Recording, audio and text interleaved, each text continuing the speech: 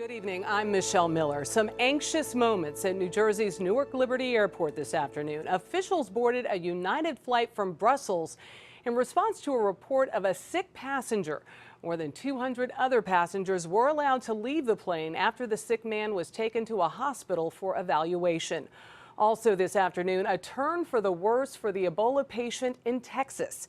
We begin with Vicente Arenas at Newark Airport.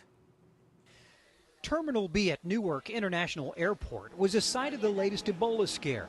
CDC teams met United Flight 988 after it landed from Brussels with reports of a man vomiting on board. The sick passenger was taken to University Hospital in Newark, where he's under observation. After about 2 hours, CDC officials determined he was not contagious and allowed his fellow passengers to leave the plane. But each of them was given instructions on how to identify Ebola symptoms.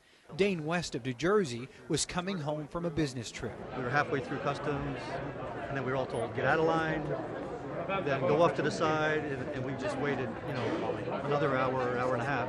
CDC officials had plans in place for situations like this. Newark Airport is one of 18 nationwide with CDC quarantine stations. There are 2 others at border crossings. CDC Miami quarantine.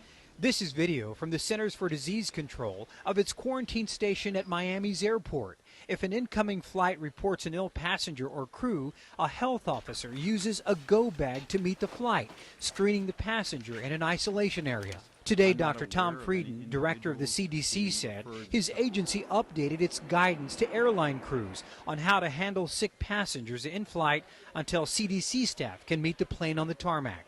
They're available to the Customs and Border Protection and TSA staff if individuals or shipments have any concern that they may be infectious or if there's illness. The CDC director also said today that 77 passengers were prevented from boarding flights in West Africa.